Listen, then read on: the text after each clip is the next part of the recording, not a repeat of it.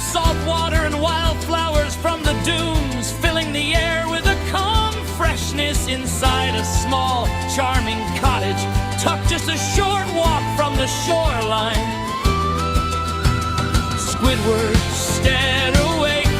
His bedroom was bathed in a soft glow as sunlight filtered through pale curtains, painting the walls with a warm, peach-colored light. The room itself reflected his love for art and music, brand brushes resting neatly in jars, unfinished canvases leaned against the walls, and a polished clarinet placed carefully still in the sidelines bed. Squidward took a slow, deep breath, stretching his arms as he sat up. Unlike the mornings he once endured in Bikini Bottom, there were no sudden knocks on his door, no loud voices calling his name, and certainly more SpongeBob diamonds cheerfully on the windows here in his seaside home. Silence was a companion rather than a rare gift. He rose from bed, his steps unhurried as he made his way across the wooden floorboards. They creaked gently underfoot, adding to the cottage's old comforting character. From the window, he gazed at the rolling waves in the distance, watching as the sunlight shimmered across the surface like scattered diamonds. For a moment, he simply stood there, appreciating the jars and the beauty before him in the kitchen. The simple morning ritual began. He filled a kettle with fresh water and set it on the stove, the faint hiss of steam blending with the distant sound of the sea. On a small shelf nearby, a collection of teas waited in neat jars, each labeled in Squidward's meticulous handwriting. Today he reached for a calming blend of chamomile and lavender, something soft to ease him into the day.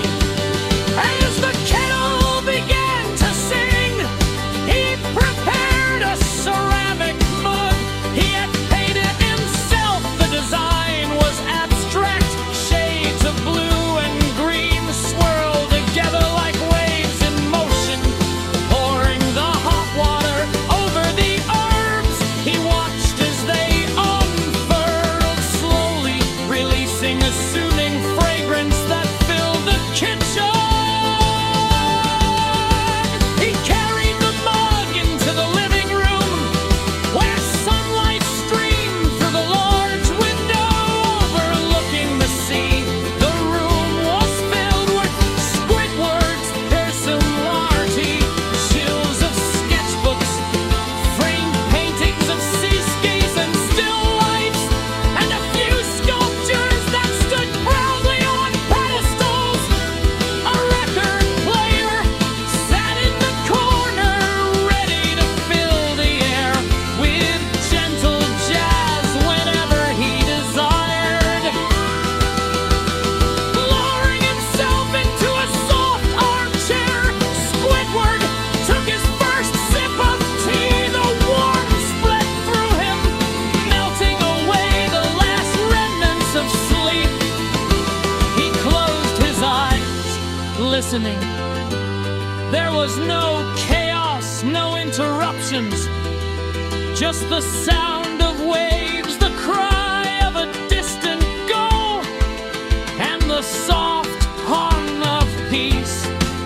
After finishing his tea, he moved toward the clarinet, resting on its stand. With a tender touch, he lifted the instrument, feeling the familiar smoothness beneath his fingers. He didn't intend to practice it just this morning. Instead, he wanted to play a few gentle notes, letting the sound drift like a morning breeze.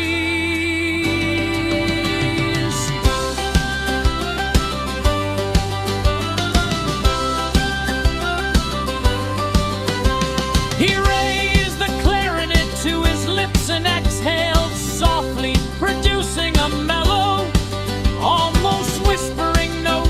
The sound lingered in the air, weaving itself into the rhythm of the ocean outside.